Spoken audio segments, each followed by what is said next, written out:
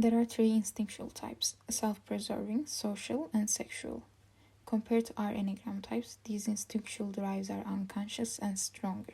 One of the biggest misconceptions about instincts is actually about self-preserving subtype, and them being the only ones related to survival, while others are simply not. This is inherently false, because the instinctual drives are a representation of our primal nature, which is all about survival.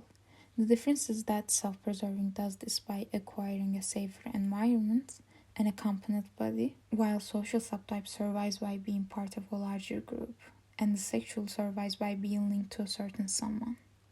Someone with self-preserving as their primary drive will be governing their idealized self-images, their passions, and their core fears around the themes like the self, their body and its health, food, resources, money, protection, stability. These fears does not necessarily refer to the concepts itself, because everybody wants to be healthy or it is normal to fear poverty. These are the irrational fears of a day that may come when you will be in dire need of your instincts need, be it resources, a mate, or a community. For social subtype, these themes will be like being part of a community, belonging a tribe, status, admiration, contribution, harmony, providing to group's cause, and prestige.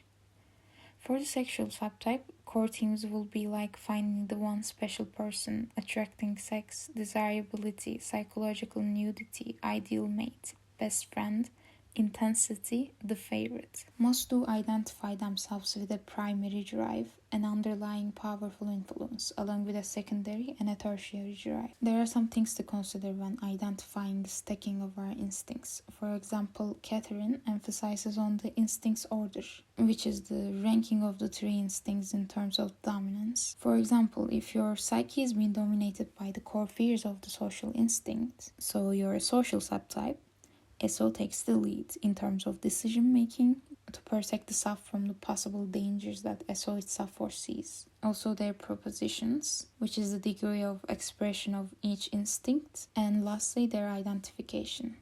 Identification is rooted to our childhood and has shaped the emotions we feel towards each instinct.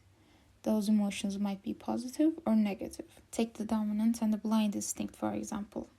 While there were challenging areas for the individual, you're lacking in those areas, you can relate to their correlating fears, but you end up ignoring one of them and giving the excess attention to the other, because one has been seen as positive and the other is seen as something worth ignoring.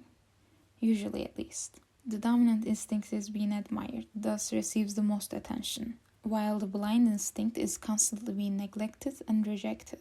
Secondary instinct, compared to the other two, can be known as the normal instinct. Acts as almost like an auxiliary and can be used to support both the dominant and the blind instincts. But it's mostly used by the dominant since it's the leading force, or simply just plays the mediator between those two to bring balance to their madness.